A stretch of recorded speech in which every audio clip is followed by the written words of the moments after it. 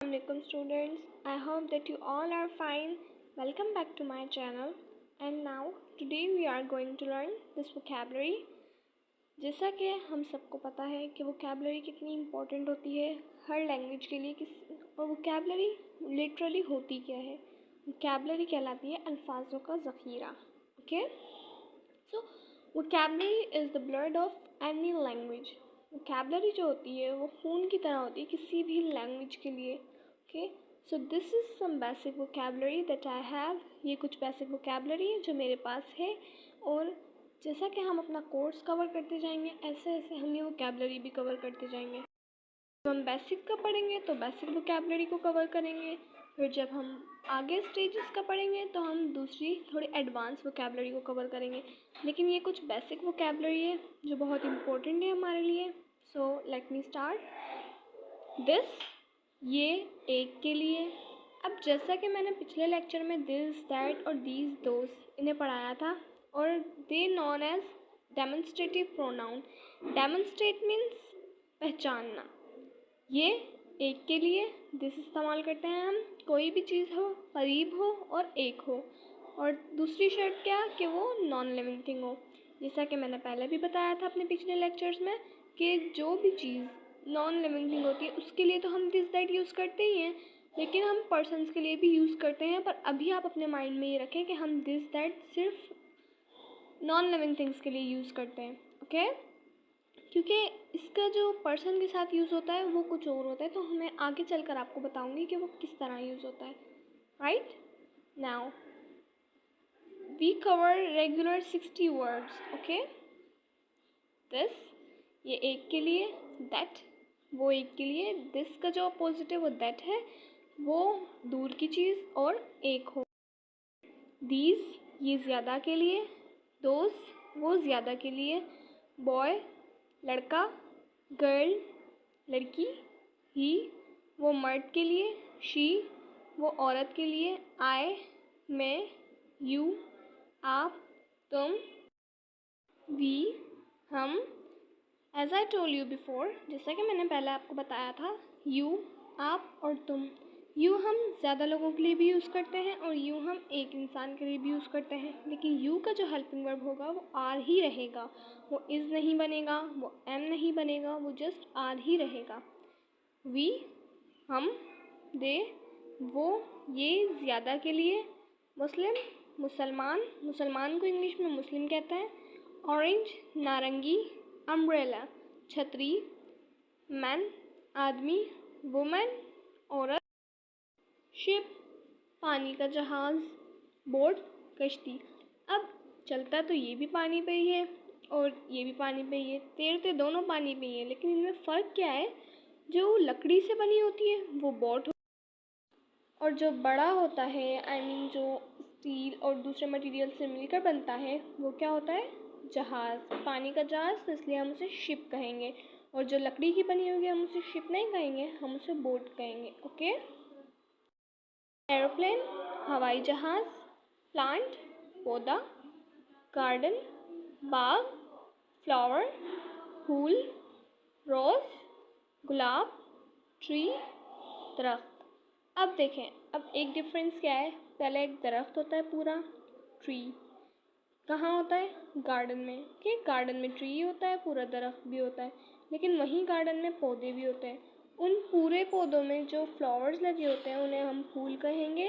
लेकिन उन फूल्स की जो काइंड्स होती हैं, जैसे कि गुलाब होती है, चमेली होती है और मोगरा और दूसरी बहुत सारी काइंड्स होती हैं, तो उसे हम क्या कहेंगे?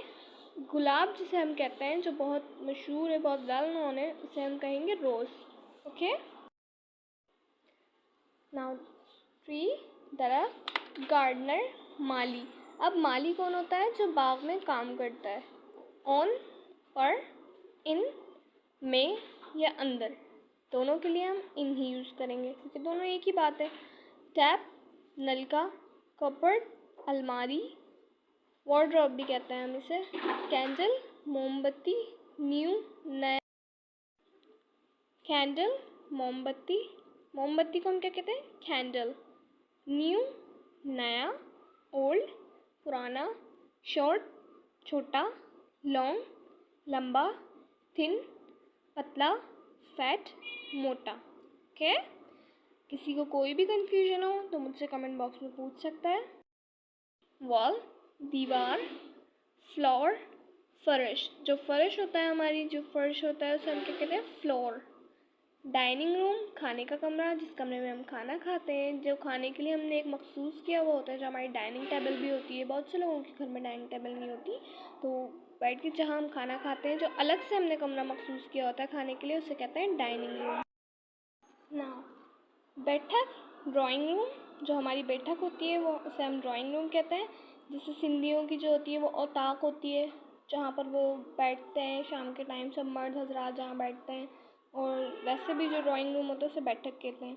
स्टेयर्स, सीढ़ियाँ, कारपेट, कालीन, कर्टन्स, पर्दे, वेंटिलेटर, हवादान। अब वेंटिलेटर क्या होता है? मोस्टली हम सबके घरों में मौजूद होते हैं।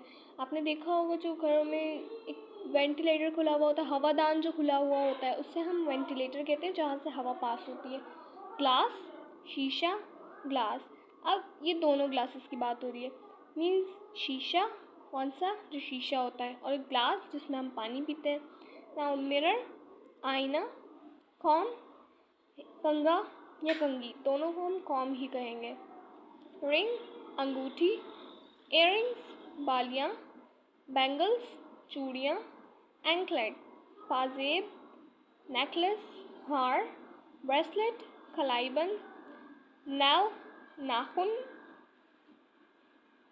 अच्छा, ये एक नाव होगा तो भी हम नाखून कहेंगे, इसके आगे नाव्स लगा देंगे तो भी ये नाखून ही रहेगा, पर फिर वो कलेक्टिव हो जाएगा। फिंगर्स, उंगलियां, थंब, अंगूठा। Okay, write down this definition. Write down this definition. Vocabulary. Vocabulary is blood of any language. Vocabulary जो है वो किसी भी लैंग्वेज का ब्लड होती है। ओके, सीखने के लिए क्या क्या चीज़ें रिक्वायर्ड होती हैं, मैं यहाँ एक माइंड मैप बना रही हूँ। I hope that you will understand better. मुझे उम्मीद है कि आप उससे ज़्यादा बेहतरीन तरीके से समझ सकेंगे। So as I told you that 4 basic skills to learn any language. 4 basic skills होते हैं किसी भी लैंग्वेज को सीखने के। Listening, reading, writing and speaking.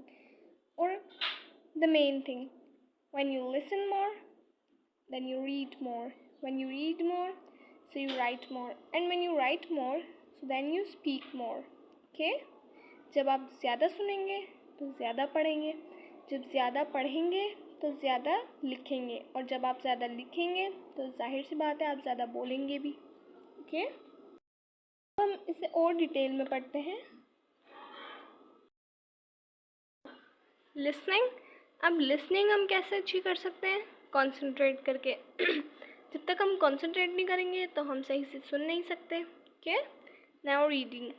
Reading के लिए इम्पोर्टेंट होती है वर्ड्स रिकग्नाइजेशन, अल्फाजों को पहचानना, एंड प्रॉपर प्रोनाउंसिएशन, और बिल्कुल सही अल्फाजों की अदायगी। Okay, now come towards writing. Writing के लिए क्या रिक्वायर्ड होती है? Grammar. We have to know grammar, and what is grammar? We also know that grammar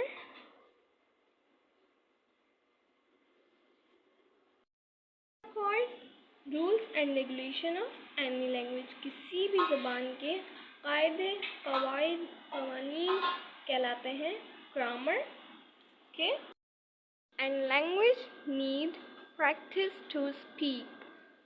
speaking क्या होती है? स्पीकिंग के लिए हमें प्रैक्टिस की ज़रूरत होती है। कि कोई भी लैंग्वेज हो, अगर हम उसे बोलना चाहते हैं तो we have to speak it, we have to practice to speak it. हमें उसे बोलने के लिए प्रैक्टिस की ज़रूरत है। ओके, सो ये माइंड मैप है, ये बहुत इम्पोर्टेंट है। अगर आप चाहें तो आप इसका स्क्रीनशॉट भी ले सकते हैं। all have understand very nicely. मुझे उम्मीद है कि आप सबको ये सब समझ आ गया होगा। अगर किसी को कोई भी कन्फ्यूजन है, मैं बार बार रिपीट करती हूँ, जिसको जो भी कन्फ्यूजन है, कोई भी क्वेश्चन पूछना है मेरे लेक्चर से रिलेटेड या इंग्लिश का ही कोई क्वेश्चन हो, लेक्चर्स में वो ना हो और एक्स्ट्रा कोई क्वेश्चन हो, तो आप मुझसे पूछ सकते हो। I will reply you and I will try to make video on them. मैं आपके सारे डाउट्स क्लियर करूँगी, so you can ask with me. Thank you so much. अल्लाह हाफिज़।